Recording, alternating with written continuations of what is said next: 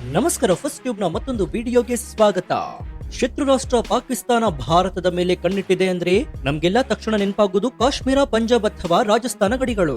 ಪಾಕಿಸ್ತಾನದ ಯಾವುದೇ ಕುತಂತ್ರವಿದ್ರೂ ಕೂಡ ಅದು ಪಶ್ಚಿಮದ ಗಡಿಯಿಂದ ಮಾತ್ರ ಬರುತ್ತೆ ಅಂತ ನಾವೆಲ್ಲರೂ ಕೂಡ ಅನ್ಕೊಂಡಿದ್ವಿ.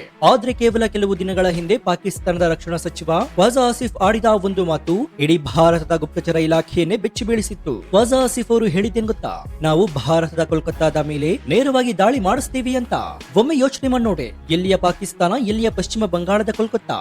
ಭಾರತದ ಭೌಗೋಳಿಕ ನಕ್ಷೆಯಲ್ಲಿ ಪಾಕಿಸ್ತಾನ ಇರುವುದು ತೀರಾ ಪಶ್ಚಿಮದಲ್ಲಿ, ಆದ್ರೆ ಕೋಲ್ಕತ್ತಾ ಇರುವುದು ಪೂರ್ವ ದಿಕ್ಕಿನಲ್ಲಿ. ಪಾಕಿಸ್ತಾನದ ಸೇನೆ ಇಡೀ ಭಾರತವನ್ನ ದಾಟಿ ಬಂದು ಕೋಲ್ಕತ್ತಾ ಮೇಲೆ ದಾಳಿ ಮಾಡಲು ಸಾಧ್ಯವೇ ಇಲ್ಲ. ಹೀಗಿರುವಾಗ ಆಸಿಫ್ ಕೋಲ್ಕತ್ತಾ ಮೇಲೆ ದಾಳಿ ಮಾಡಿಸ್ತೀನಿ ಅಂತ ಹೇಳಿದ್ದರ ಹಿಂದಿನ ರಹಸ್ಯವಾದ್ರೂ ಏನು? ಆ ಅಸಲಿ ರಹಸ್ಯ ಈಗ ಬಯಲಾಗಿದೆ. ಪಾಕಿಸ್ತಾನ ಭಾರತದ ವಿರುದ್ಧ ಪ್ರಯೋಗಿಸ್ತಾ ಇರುವಂತಹ ಭೀಕರ ಅಸ್ತ್ರ ಬೇರ್ಯಾವುದೂ ಅಲ್ಲ, ಅದು ನಮ್ಮದೇ ನೆರೆಯ ರಾಷ್ಟ್ರ ಬಾಂಗ್ಲಾದೇಶ. ಹೌದು, ಬಾಂಗ್ಲಾದೇಶದ ಸೇನೆ ಮತ್ತು ವಾಯುಪಡೆಯ ಒಳಗೆ ಪಾಕಿಸ್ತಾನದ ಗುಪ್ತಚರ ಸಂಸ್ಥೆ ಐಎಸ್ಐ ತನ್ನ ಏಜೆಂಟ್ಗಳನ್ನ ನುಗ್ಗಿಸಿ ಭಾರತದ ಪೂರ್ವ ಗಡಿಯ ಮೇಲೆ ಹದ್ದಿನ ಕಣ್ಣಿಟ್ಟಿತ್ತು. ಅಷ್ಟಕ್ಕೂ ಬಾಂಗ್ಲಾದೇಶದ ವಾಯುಪಡೆಯ ಅಧಿಕಾರಿಗಳು ಪಾಕಿಸ್ತಾನಕ್ಕೆ ಮಾರಾಟವಾಗಿದ್ಯಾಕೆ? ರಾತ್ರೋರಾತ್ರಿ ಬಾಂಗ್ಲಾದೇಶದ ಇಂಟೆಲಿಜೆನ್ಸ್ ಅಧಿಕಾರಿಗಳು ತಮ್ಮದೇ ದೇಶದ ವಾಯುಪಡೆಯ 12ಕ್ಕೂ ಹೆಚ್ಚು ಅಧಿಕಾರಿಗಳನ್ನು ವಶಕ್ಕೆ ಪಡೆದು ಬೆವರಿಳಿಸಿರುವುದು ಯಾಕೆ? ಭಾರತದ ರಾ ಅಧಿಕಾರಿಗಳು ಕೊಟ್ಟಂತಹ ಮಾಹಿತಿಯಿಂದ 4 ಬಾಂಗ್ಲಾ ಅಧಿಕಾರಿಗಳು ದೇಶ ಬಿಟ್ಟು ಪರಾರಿಯಾಗಿದ್ಯಾಕೆ? ಬಾಂಗ್ಲಾ ವಿದೇಶಾಂಗ ಸಚಿವ ಭಾರತಕ್ಕೆ ಬಂದು ಹೋದ್ಮೇಲೆ ಈ ಬಾರಿ ದೊಡ್ಡ ಆಪರೇಷನ್ ಶುರುವಾಗಿದ್ದರ ಹಿಂದಿನ ಅಜಿತ್ ದೋವಲ್ ಅವರ ಆ ಮಾಸ್ಟರ್ ಸ್ಟ್ರೋಕ್ ಆದ್ರೂ ಎಂಥದ್ದು? ಬನ್ನಿ ಇವತ್ತಿನ ಈ ಡೀಟೇಲ್ಡ್ ವಿಡಿಯೋದಲ್ಲಿ ಪಾಕಿಸ್ತಾನದ ಈಸ್ಟರ್ನ್ ಟಾರ್ಗೆಟ್ ಮತ್ತು ಭಾರತದ ಭಾರಿ ದೊಡ್ಡ ರಾಜತಾಂತ್ರಿಕ ಗೆಲುವಿನ ಪ್ರತಿಯೊಂದು ಗುಟ್ಟನ್ನ ಎಳೆಯಾಗಿ ಬಿಚ್ಚಿಡೋಣ. ಈ ಮಾಹಿತಿಯನ್ನು ಪ್ರತಿಯೊಬ್ಬ ಭಾರತೀಯನು ತಿಳಿದುಕೊಳ್ಳಬೇಕು. ಹೀಗಾಗಿ ವಿಡಿಯೋವನ್ನ ಎಲ್ಲೂ ಸ್ಕಿಪ್ ಮಾಡದೆ ಕೊನೆವರೆಗೂ ನೋಡಿ. ಸೊ ವಿಡಿಯೋವನ್ನ ಶುರು ಮಾಡೋಣ. ಆದ್ರೆ ಅದಕ್ಕೂ ಮುನ್ನ ಪಾಕಿಸ್ತಾನ ಮತ್ತು ಬಾಂಗ್ಲಾದೇಶವನ್ನ ಮಟ್ಟ ಹಾಕಬೇಕು ಅಂತಂದ್ರೆ ಪಶ್ಚಿಮ ಬಂಗಾಳದಲ್ಲಿ ಬಿಜೆಪಿ ಅಧಿಕಾರಕ್ಕೆ ಬರಬೇಕು ಅಂತ ನಿಮ್ಗನ್ಸಿದ್ರೆ ಎಸ್ ಅಂತ ಕಮೆಂಟ್ ಮಾಡಿ ಹಾಗೂ ವಿಡಿಯೋಗೆ ಲೈಕ್ ಕೊಡಿ. ಜೊತೆಗೆ ನಮ್ಮ ಭಾರತದ ಗುಪ್ತಚರ ಸಂಸ್ಥೆ ರಾನ ಬಗ್ಗೆ ನಿಮ್ಮ ಅಭಿಪ್ರಾಯ ಏನು ಅಂತ ಕಮೆಂಟ್ ಮಾಡಿ.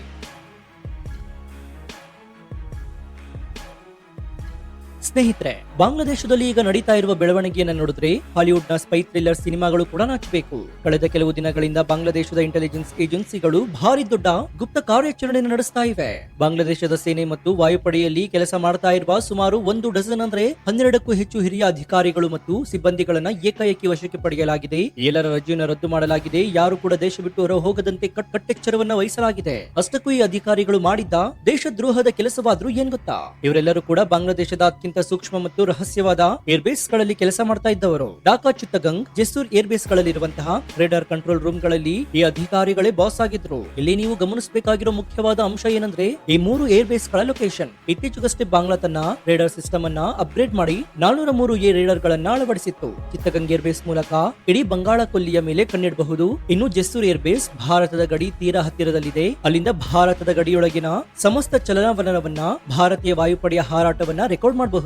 ಈ ಬಾಂಗ್ಲಾ ವಾಯುಪಡೆಯ ಅಧಿಕಾರಿಗಳು ಇದೇ ರೇಡಾರ್ ಡೇಟಾವನ್ನ ಭಾರತದ ಗಡಿಯ ಗುಪ್ತ ಮಾಹಿತಿಯನ್ನ ಸೈಲೆಂಟ್ ಆಗಿ ಪಾಕಿಸ್ತಾನಕ್ಕೆ ಅಂದ್ರೆ ಪಾಕ್ ಉಗ್ರರಿಗೆ ರವಾನೆ ಮಾಡ್ತಾ ಇತ್ತು. ಈ ಭೀಕರ ಸತ್ಯ ಬಯಲಾಗ್ತಾ ಇದ್ದಂತೆ ಬಾಂಗ್ಲಾ ಸರ್ಕಾರ ಎಚ್ಚೆತ್ತುಕೊಂಡು ತನ್ನದೇ ಅಧಿಕಾರಿಗಳನ್ನ ಬಂಧಿಸಿ ವಿಚಾರಣೆ ನಡೆಸ್ತಾ ಇದೆ.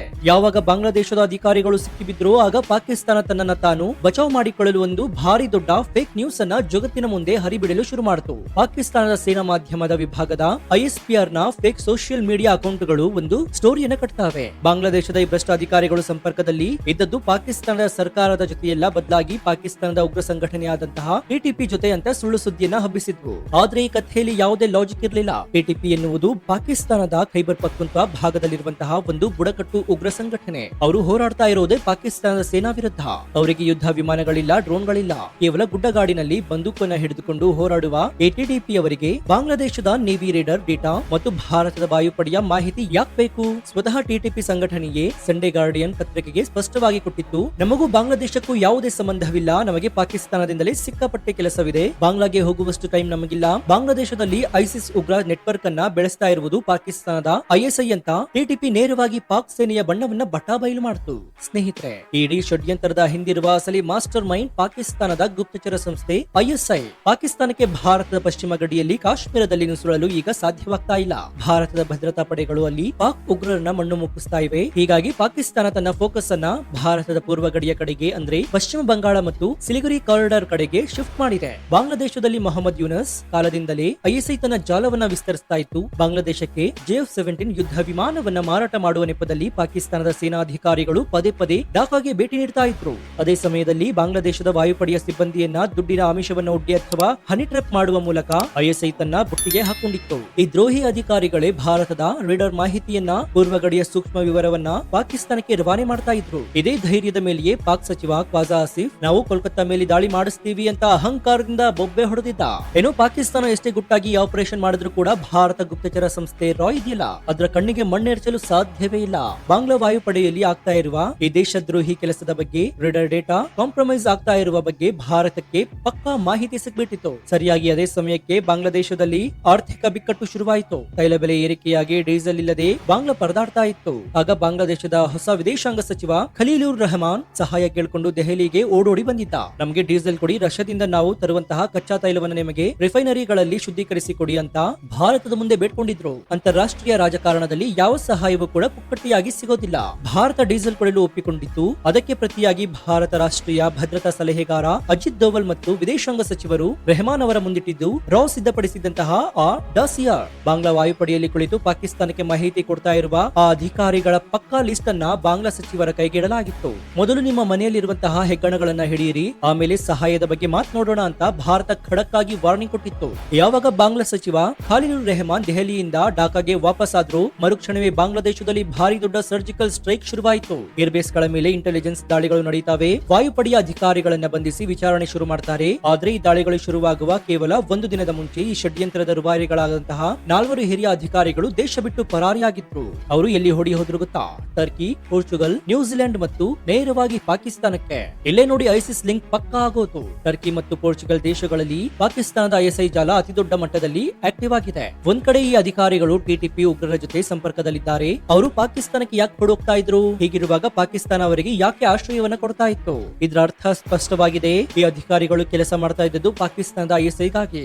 ಸಿಕ್ಕಿ ಬೀಳುವ ಭಯ ಶುರುವಾದ ತಕ್ಷಣ ಪಾಕಿಸ್ತಾನವೇ ಅವರನ್ನ ಸುರಕ್ಷಿತವಾಗಿ ದೇಶದಿಂದ ಹೊರಗೆ ಕರೆಸಿಕೊಂಡು ಆಶ್ರಯ ನೀಡಿದೆ. ಒಟ್ಟಾರೆಯಾಗಿ ಹೇಳೋದಾದ್ರೆ ಪಾಕಿಸ್ತಾನ ಎಷ್ಟೇ ದೊಡ್ಡ ಕುತಂತ್ರ ಮಾಡಿದ್ರು ಕೂಡ ಭಾರತ ಗಡಿಯೊಳಗೆ ಅದರಲ್ಲೂ ಪೂರ್ವ ಗಡಿಯಾದ ಕೋಲ್ಕತ್ತಾ ಅಥವಾ ಸಿಲಿಗುರಿ ಕಾರಿಡಾರ್ ಮೇಲೆ ಕಣ್ಣಿಟ್ಟಿರುವಂತಹ ಅದರ ಮಾಸ್ಟರ್ ಪ್ಲಾನ್ ಸಂಪೂರ್ಣವಾಗಿ ಮಣ್ಣುಪಾಲಾಗಿದೆ. ಪಾಕ್ ರಕ್ಷಣಾ ಸಚಿವ ಖ್ವಾಜಾ ಆಸಿಫ್ ನ ತನ್ನ ಅಹಂಕಾರದಿಂದ ಬಾಯಿ ತಪ್ಪಿನಿಂದಾಗಿ ಆಡಿದಂತಹ ಒಂದು ಮಾತು ಪಾಕಿಸ್ತಾನದ ಇಡೀ ನೆಟ್ವರ್ಕ್ ಅನ್ನ ಬಯಲು ಮಾಡಿದೆ. ಭಾರತ ಯಾವುದೇ ಶಬ್ದ ಮಾಡದೆ ಒಂದೇ ಒಂದು ಗುಂಡು ಹಾರಿಸದೆ ಕೇವಲ ತನ್ನ ರಾಜತಾಂತ್ರಿಕ ಶಕ್ತಿಯನ್ನ ಮತ್ತು ಗುಪ್ತಚರ ಇಲಾಖೆಯ ಬುದ್ಧಿವಂತಿಕೆಯಿಂದ ಬಾಂಗ್ಲಾದೇಶದಲ್ಲಿ ಪಾಕಿಸ್ತಾನದ ಐಎಸ್ಐ ನೆಟ್ವರ್ಕ್ ಅನ್ನ ಬುಡಮೇಲೂ ಸಹಿತ ಕಿತ್ತು ಹಾಕಿದೆ.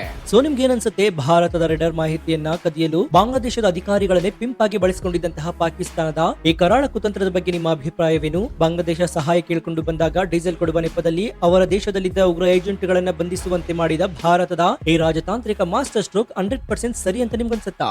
ಇದೇ ರೀತಿ ಭಾರತದ ಗಡಿಯಲ್ಲಿ ಕಣ್ಣಿಡಲು ಪಾಕಿಸ್ತಾನ ಬೇರೆ ಯಾವೆಲ್ಲ ದೇಶಗಳನ್ನ ಬಳಸಿಕೊಳ್ತಾ ಇರಬಹುದು? ನಿಮ್ಮ ಅತ್ಯಂತ ಪ್ರಮುಖವಾದ ಲಾಜಿಕಲ್ ಮತ್ತು ಪ್ರಾಮಾಣಿಕ ಅನಿಸಿಕೆಗಳನ್ನ ಕಮೆಂಟ್ ಬಾಕ್ಸ್ ನಲ್ಲಿ ತಪ್ಪದೆ ತಿಳಿಸಿ ಮುಕ್ತವಾಗಿ ಚರ್ಚಿಸೋಣ. ಭಾರತದ ರಾಷ್ಟ್ರೀಯ ಭದ್ರತೆಯ ಈ ಗೆಲುವು ಮತ್ತು ಪಾಕಿಸ್ತಾನದ ಮುಖಭಂಗದ ಈ ಸ್ಫೋಟಕ ರಿಪೋರ್ಟ್ ಪ್ರತಿಯೊಬ್ಬ ಭಾರತೀಯನಿಗೂ ತಲುಪುವಂತೆ ಹೆಮ್ಮೆಯಿಂದ ಈ ವಿಡಿಯೋವನ್ನು ನಿಮ್ಮ ವಾಟ್ಸ್ಆಪ್ ಫೇಸ್ಬುಕ್ ಗ್ರೂಪ್ ಗಳಲ್ಲಿ ಮರೆಯದೆ ಶೇರ್ ಮಾಡಿ. ಇದೇ ರೀತಿ ಜಾಗತಿಕ ವಿದ್ಯಮಾನಗಳು, ರಾಷ್ಟ್ರೀಯ ಭದ್ರತೆ, ಡಿಫೆನ್ಸ್ ನ ಅಪ್ಡೇಟ್ಸ್ ಮತ್ತು ಜಿಯೋಪೊಲಿಟಿಕ್ಸ್ ನ ನಿಷ್ಪಕ್ಷಪಾತ, ತ್ವರಿತ ಮತ್ತು ಅತ್ಯಂತ ಡೀಟೇಲ್ಡ್ ಆದ ರಿಪೋರ್ಟ್ ಗಳಿಗಾಗಿ ನಿಮ್ಮ ನೆಚ್ಚಿನ ಫಸ್ಟ್ ಟಿವಿ ಯೂಟ್ಯೂಬ್ ಚಾನೆಲ್ ಅನ್ನು ಈಗಲೇ ಸಬ್ಸ್ಕ್ರೈಬ್ ಮಾಡಿಕೊಂಡು ಪಕ್ಕದಲ್ಲಿರುವಂತಹ ಬೆಲ್ ಐಕಾನ್ ಅನ್ನು ಪ್ರೆಸ್ ಮಾಡಿ. ಇದರಿಂದ ನಾವು ಹಾಕುವ ಹೊಸ ವಿಡಿಯೋಗಳ ನೋಟಿಫಿಕೇಶನ್ ಮೊದಲು ನಿಮಗೆ ಸಿಗುತ್ತೆ. ಮತ್ತೊಂದು ಸ್ಫೋಟಕ ಜಾಗೃತಿ ಮೂಡಿಸುವ ಮತ್ತು ಹೆಮ್ಮೆಯ ವಿಡಿಯೋದೊಂದಿಗೆ ನಿಮ್ಮನ್ನ ಭೇಟಿಯಾಗ್ತೀನಿ. ಅಲ್ಲಿಯವರೆಗೂ ಎಚ್ಚರದಿಂದ ಇರಿ. ದೇಶದ ಭದ್ರತೆಯ ಆಗು ಹೋಗುಗಳನ್ನ ಗಮನಿಸ್ತಾನೆ ಇರಿ. ಇದಾಗಿತ್ತು ಈ ಕ್ಷಣದ ವಿಶೇಷ. ನೋಡ್ತಾ ಇರಿ ಫಸ್ಟ್ ಟ್ಯೂಬ್ ಕನ್ನಡ. ಧನ್ಯವಾದ.